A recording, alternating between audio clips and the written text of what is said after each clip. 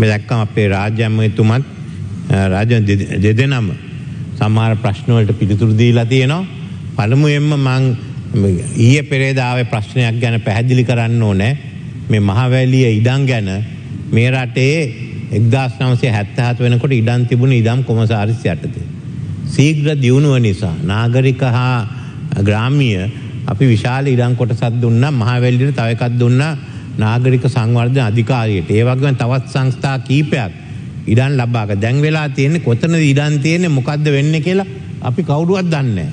ඉතින් අපි ඉස්සෙල්ලා බලන්නේ ආණ්ඩුවට අයිති ඉඩම් ටික හොයාගන්න කාටද දීලා තියෙන්නේ. ඕනනම් ඒවා ආපහු අහෝසි කරන්න. අනේ කාරණා ටිකට තමයි අපි විශේෂයෙන්ම අවධානය යොමු කරලා තියෙන්නේ. ඒ නිසා ප්‍රාදේශීය ලේකම්තුමා යටතේ මේ වැඩ කටයුතු කරන්න කියලා තියෙන්නේ. ඒ ප්‍රාදේශීය ලේකම්ට කැමති විදිහට දෙන්න බෑ ඉඩම්.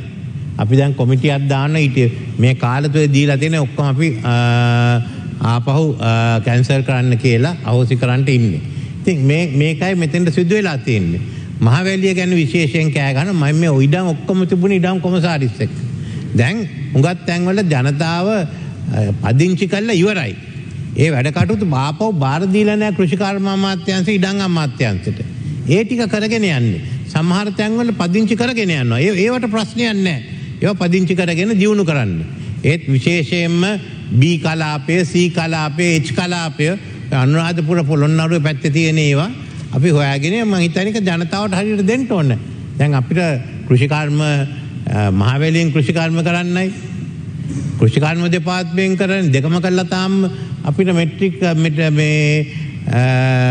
අපිට තාම අස්වැන්න වැඩි කරගන්න බැරිලා තියෙනවා. හෙක්ටරයකට මෙට්‍රික් ටන් 6ක් හම්බෙන්නේ. මේ ඔක්කොම එකතු කරගෙන යන්නේ. එච්චරයි අපි බලන්නේ. වෙන කිසිම හේතුවක් නෙවෙයි. කාටවත් බය වෙන්න උවමනා නැහැ කියලා මම මෙතන කියන්න කැමතියි. ඒ වගේම මේ අවස්ථාවේදී තවත් කාරණා දෙක තුනක් මම කියන්න කැමතියි. මම අපේ අධ්‍යාපන ඇමතුමාට කිව්වා එදා අපි එකඟ වුණා මේ රජයේ නොවන විශ්වවිද්‍යාල ඇති කරන්න කියලා. ඉතින් 12-13 මුණ ගැහුණාම හිටපු උසස් අධ්‍යාපන ඇමතිවරුන් මේකට සහභාගී වුණ අනෙක් මන්ත්‍රීවරු මම දැක්කා අපේ කාවින්ද ජයවර්ධන මන්ත්‍රීතුමා සහභාගී වුණා. මේ සුදර්ශනී ෆර්නෑන්ඩ් පුල්ලේ මැතිණිය වාගේ අය ඒ ඔක්කොම එකතු කරගෙන අපි මේ ගැන තීරණයක් විගහට ගමු ජනවාරි මාස වෙනකොට. ඊට පස්සේ විශ්වවිද්‍යාල ඇති කරන්න අපිට පුළුවන්. ඒක මම විශේෂයෙන්ම එතුමා එක්ක කළා තියෙන ඉල්ලීමක්. තව එකක් කතානායකතුමාට කියන්න කැමතියි. අපේ විපක්ෂ ප්‍රධාන සංවිධායකතුමත් ඉන්නවා. අපි එකඟ වුණා තරුණයෝ 5 දෙනෙක් දාන්න හැම අධීක්ෂණ කොමිටියටම. ඒ නිර්ණායන ටික if you can decide on the criteria next week then you all can start selecting. නැත්නම් තරුණයා අහන්න මොකද්ද මේකට උනේ කියලා. දැන් මේ කාලය තුලදී මම එක කාරණයක් ගැන කියන්න ඕනේ. විශේෂයෙන්ම අපේ බලශක්ති ඇමතුමත් සඳහන් කරා ඒ පිළිබඳව අපිට ඇත්ත වශයෙන්ම විදුලි ගාස්තු වැඩි කරන්න සිදු වුණා. ඇයි ඒක හේතුව?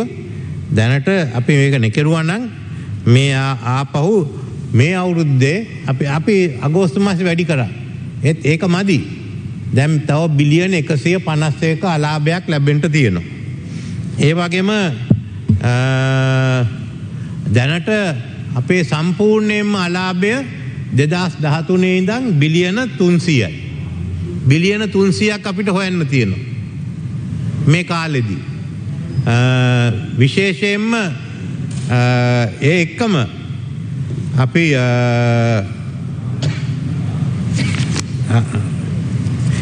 එන අවුරුද්දේ භාගයකට නියගයක් තියෙන්න වෙයි. නියගයක් තිබුණොත් අපිට උවමනයි වැඩිපුර රුපියල් බිලියන 420ක්.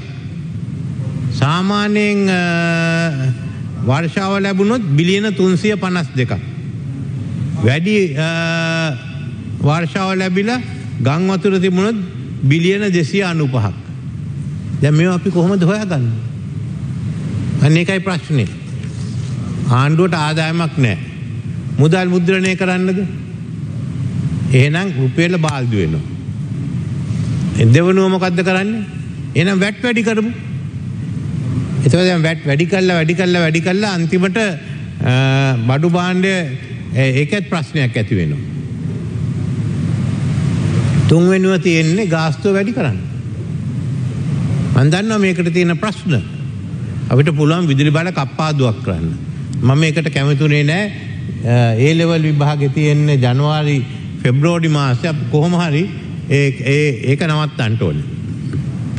මං එදාගදී කිරියල්ට දෙමව්පියෙක් මොකක් හරි ආය කරත් කම්මන්නේ විදුලි බලය නවත්තන්න එපා කියලා. ඉතින් අපි මේ ගැන කතා කරා. කවුරුවත් කැමති නැහැ මේවා වැඩි කරන්න. අපි දේශපාලනේ ඉන්නේ. ජනතාවට තියෙන බරත් අපි දන්නවා. කවුරුත් ඒ ගැන නෙමෙයි. ඒත් මේක තියෙන මොකද්ද අපිට තියෙන විකල්පේ? මේ ආර්ථිකය අපි කොහොම හරි අමාරුවෙන් අල්ලගෙන ගිහින් දැන් චීන එක්කත් කතා කළොත් අවසන් වෙනකොට ඊළඟ පියවරට යන්න පුළුවන්. මේ ඔක්කොම අතහරිනවද? අපි ඇත්ත වශයෙන්ම මේ අලාභේ පෙන්ලා අපිට ආදායම් පෙන්වන්න බැරි නම් අපිට පිටින් මේ ආධාර ලැබෙන්නේ නැහැ. අපි කතා කරා අගමැතිතුමත් කියයි මමත් කියන්නේ අපි හුඟක් කනගාටුවේ. අකමැත්තෙන් හරි මේක කරන්න ඕන කියලා හිතුවා. සමාජ රටක් ගැන හිතලා වැඩ කරන්න තියෙනවා. ජනප්‍රිය නොවන තීන්දුව ගන්න තියෙනවා. ඒ ගන්න තීන්දුව නිසා අනාගතේ හොඳ වෙන්න යනවා. අපි හැමදාම ජනප්‍රිය නොවන තීන්දුව නොගත්ත නිසා තමයි මෙතන ඉන්නේ. අපි මෙතන හිටියේ නෑ. අපි මීට ඉස්සෙල්ලා මං හිතන්නේ අපි 2013න් පස්සේ අපේ විදුලි බිල වැඩි කරේවත් නෑ ගාස්තු. අපි හැම එක්කෙනාම මේකට වක් කියන්න ඕනේ. අපි මෙතන ඉන්නේ. ඇත්ත වශයෙන්ම අපි ඒ තීරණ ගන්න ඕන. ගත්තේ නැති නිසා මෙතන ඉන්නේ. අනික් රටවල් අමාරු තීරණ ගත්තා. අපි එකෙන් පැනලා ගියා. දැන් අපෙන් අහනවා මොකද්ද කරන්න කියලා. මං අහන්නේ මොකද්ද මෙතනදී කරන්න කියලා. If you have a deficit of 400 billion, what are you going to do? You have only 3 options: print, put on VAT, or charge directly. ඔක්කොම කෑ ගහන්න පුළුවන්. ඒ වගේම මං කියන්න ඕනේ මේකේ බලය තියෙන්නේ ඇමතිතුමාටයි කැබිනට් මණ්ඩලෙට. මමයි PUCL මේ විශේෂයෙන්ම ඔය කෙටුම්පත පනත හැදුවේ. ඉතින් මන් දන්නවා ඔකේ තියෙන බලතල. මේ මං කියන්නම් නීතිපතිතුමාගේ ලිපියක් තියෙනවා මම සභාගත කරන්න. It is evident from the aforementioned provisions in the Sri Lanka Electricity Act, which is the Industry Act for the electricity industry. General policy guidelines of pricing could be issued by the Honourable Minister, and that such policy may be framed in the form of a tariff structure formula or by any other method. In terms of Section 30, subsection 2, subsection 3 of the Act, as aforesaid, the PUCSL would be statutorily obliged to give effect to such policy. It is observed that neither the Sri Lanka Electricity Act nor the Public Utilities Commission of Sri Lanka Act number 35/2002 contain any provision that empowers the PUCSL to vary or act in variance of such policy guidelines. දැන් මම තමයි PUCL Act එක සකස් කරේ. ඉතින් මම දන්නවනේ ඒක. අනික මේක තියෙන්නේ මගේ අමාත්‍යාංශය යටතේ. මන් නොදන්නේ. මන් දන්නේ ඇයි ජනතාව නොමග යවන්නේ කියලා මේ සභාපතිතුමා මුණ ගැහෙන්න තියෙනවා. මොකද මට දැන් ලැබිලා තියෙනවා එතුමා ගැනත් මේ කරපු ප්‍රකාශය ගැනත් පැමිණිලි කීපයක්. මෙතුමා කියන බල මේ විදුලි බලේ වැඩි කරන්න දෙන්නේ නැහැ කියලා. කොහොමද නම් ආර්ථිකය ගෙනියන්නේ යට ඇති බලයක් නෙමෙයි. මොකද විශේෂයෙන්ම එතුමා තමයි ට්‍රිලියම් සමාගමේ සභාපති. දැන් ට්‍රිලියම් සමාගමට වැඩිම විදුලි බලය ගන්න. Building diversified portfolio luxury real estate. About trillion. We as a developer we aim to create the most luxuriant living spaces, offices and hotels at sought after locations where our design and architecture are obtained through exceptional levels of expertise. Luxurious කියන්නේ කොච්චර විදුලි බලය ගන්නවද? සුවභෝගී මේකකට. සාමාන්‍ය එකක් නෙමෙයි. ඒකයි වෙලා තියෙන්නේ. එතුමාට තියෙනවා මම දැන් දීලා තියෙන එක එක සංවිධාන තියෙනවා. මේ Trillium Residencies, Trillium Havelock Residencies, Trillium Residencies Colombo 7, Trillium Nigambo Villas, මේ කියන්නේ Trillium Hotels Colombo 7. ඒ කියන්නේ විදුලි බලය වැඩි වුණාම එතුමාගේ වියදම් වැඩි වෙනවා. විදුලි බලය වැඩි වුණාම එතුමාගේ වියදම් වැඩි වෙනවා. දැන් එතුමාට කරන්න තිබුණේ කොමිසමේ කියන්න මට මේක බලපානවා. මං ට්‍රිලියම් සමාගමේ සභාපති. මේක වැඩි වුණොත් මං බලපානවා. ඒ නිසා කරුණා කරලා මං මේ රැස්වීමට එන්නේ නැහැ කියලා. Conflict of interest. He should have disassociated himself from that meeting. He didn't do that. So people, they want me to have inquiry. But under the law, the power of inquiry lies with the parliament. So I will leave it for members of parliament to decide what has to be done. I don't think this type of thing can go on. You are the chairman of a public corporation. You must know how you behave. You are not monkey who dances into organ. So එච්චරයි මම කියන්නේ. මටත් එහෙම එකක් තියෙනවා. මමත් කැමති වෙන්නේ විදුලි බලය වැඩි. මම ගෙදරට මට දැන් ගයක් නැහැ. ඉතින් මට ප්‍රශ්නයක් නැහැ. ඒ සාමාන්‍ය අපේ ගෙදරටවත් අපි කැමති වෙන්නේ නැහැ. එහෙනම් මොනකටද අපි මේ කරගෙන යන්නේ? ඉතින් මේකයි තියෙන්නේ. දැන් මම දැක්කා එන්ජිනියරු සංගමයෙන් කියලා තියෙනවා මේක වැඩි කරන්න උවමනා නැහැ කියලා. දැන් අපි දන්නවා තියෙන අඩුව. මම එතුමාට එකක් ඉල්ලනවා. දැන් දැනට මේ මට තියෙනවා අපේ දිලුම අමුණුගම රාජ්‍ය ඇමතුමා එව්වේ ලියුම. මෙතන තාම අනුමත කරලා නැති විදුලි බලයව. 100 megawatts offshore wind power plant in Noricchole. $321 million.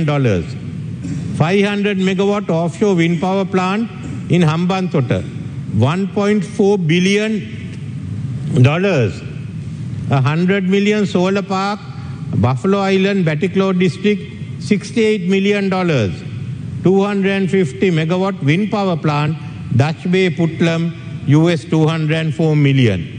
I would ask them first to pass this and then pass their resolutions against the increase of electricity tariffs. මෙන්න මෙහෙම කරනකොට මටත් කතා කරන්න පුළුවන්. තව හේතුවක් තියෙන මාස 6ක නොරිච්චෝලි වලට ගන්න තියෙනවා මේ මාස 6ක් අපි ගෙනෙන්න තියෙනවා ගල්ලංගුරු. ඇයි? මේ මාස 6ට නැවකට යන්න බෑ. මම 2001 අගමැති වුණාම නොරිච්චෝලි එක නැවැත්තුවා ජපානයේ එක්ක. මේ මාස 6 ප්‍රශ්න නිසා අපිට මුදල් හිර වෙන නිසා මම අපේ ආණ්ඩුව පරාජය වුණාන් පස්සේ ආපහු ගිහින් කිව්වා ඊළඟ ආණ්ඩුවට මෙතනයි දාන්න ඕන කියලා. ආණ්ඩුව ගිහින් කිව්වේ නෑ දාන්න කියලානේ. ඒගොල්ලෝ කිව්වා මෙතනයි හරි තැන කියලා. ඒ කරපු අය දැන් නෑ විශ්‍රාම ගිහින් මම මතක් කරන්න කැමතියි. අපිට 2002 දී මෙතුමා කිව්වා කෑලි වලට කැඩුවා කියලා 2000 අපි ලෝක බැංකුවේ ආධාර අරගෙන මම හිතන්නේ අපිට විදුලි බලය ගැන වාර්තාවක් දුන්නා. ඒ වාර්තාව අනුව 2003 මේ පනතම මේ දැන් තියෙන කෙටුම්පත අපි ගෙනාවා. අන්බන්ඩ්ලිං කරු ජයසූරිය ඇමතුමා ගෙනාවා. මොකක්ද උනේ? අපි පරාජය වුණ 2004 ඒක ක්‍රියාත්මක කරේ නැහැ. ක්‍රියාත්මක නොකර ආපහු ගිහින්ලා මේ අයකවත් 2007 මේ පනත ගේන්න කියලා. 2007 පනත අනුව ක්‍රියා කරන්න පුළුවන්ද? කිසිම විදුලි බලාගාරයක් ඇති කරලා නැහැනේ. ඊළඟට 2017 18 19 මම කියන්නම් මේ මොකද මේ ලියුම් එවන නිසා අපි ඉන්දියාව ජපාන එක කතා කරලා LNG විදුලි බලාගාර දෙකක් ලබා ගත්තා. ඡන්දේ ඉවරලා අපේ ආණ්ඩුව ගියන් පස්සේ මොකද්ද මේ අය කරේ? ඒ වෙනුවට ඇවිල්ලා කිව්වා මේ තියෙන givisum අහෝසි කරන්න නැතුව කිව්වා නෑ අපි ගන්නවා කියලා මේ ඇමරිකාවේ නිව් ෆ්‍රන්ටියර් නේද? නිව් ෆෝර්ට්‍රස් එකට දුන්නා. ඊට පස්සේ නිව් ෆෝර්ට්‍රස් එකට අකමැති වෙලා ඊට පස්සේ දුන්නා චීනයි පාකිස්තාන්ට. දැන් මේ එකම භූමියේ ඉන්දියාවේ ඉන්නවා, ජපානයේ ඉන්නවා, ඇමරිකාවේ ඉන්නවා, චීනයේ ඉන්නවා, පාකිස්තානයේ ඉන්නවා. දැන් මේ ලෝක යුද්ධයක් ඇති වුණේ නොනැතිසේ තමයි ලොකුම දේ මෙතන. රුසියාව විතරයි නැත්තේ. මේ එක තැනකට දීලා තියෙනවා. ප්‍රධාන බලවත්තු පහකට ලෝකෙ හැමතැනම හැප්පෙන අය.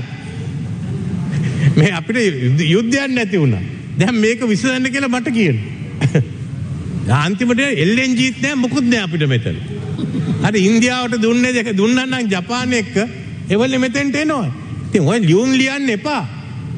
මම ඒ උපදේශ විතරක් දෙන්න. මට ආපහු ඒ ෆයිල් එක විවෘත කරන්න උවමනා නෑ. කොහොම හරි මම අපේ අනුර දිසානායක මන්ත්‍රතුමාක වැදගත් එකක්.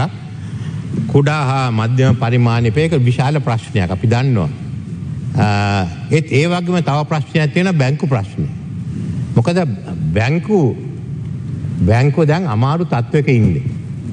දැන් බැංකුව වලට ආපහු ණය ලබා ගන්නට තියෙනවා. ණය ලබා ගන්නකොට ණය ගෙවන්න බැරි නම් මේවා වෙන්දේසි කරනවා. දැන් එතන තව ප්‍රශ්නයක් තියෙනවා මන්තුමා. දැන් ඉඩම් කීයක් වෙන්දේසි කරන්නද? අද කී දෙනෙක්ට මුදල් තියෙනවද ගෙවල් වෙන්දේසි ව්‍යාපාර ගන්න? කවුද ගන්නෙ? ඉතින් මේක හරි විශාල ප්‍රශ්නයක්. මේ එක පැත්තකින් කුඩා ව්‍යාපාර විශාල ව්‍යාපාර තියෙනවා.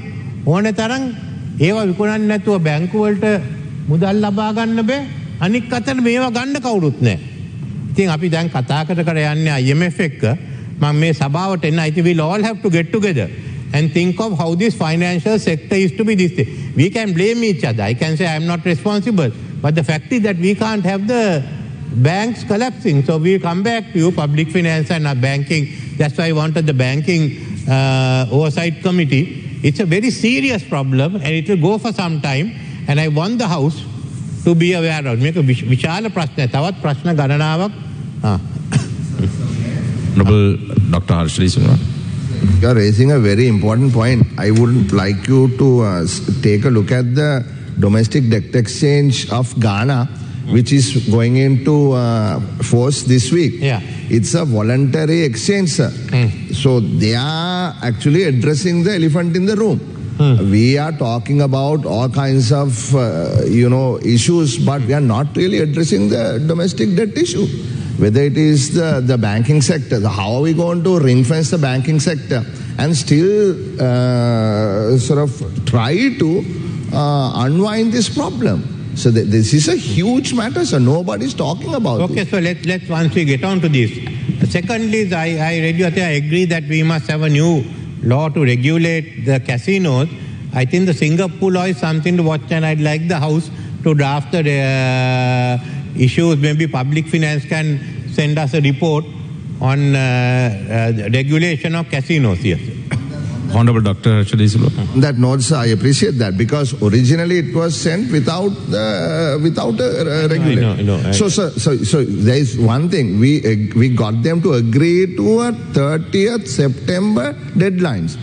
So we hope they'll keep to it because we were also aware. We are aware of the need for the casinos to come up, but the regulator must come up, sir, by the 30th of September. Singapore has not only looked at the aspect of regulation, but also the health aspect, which is one thing that's good in it.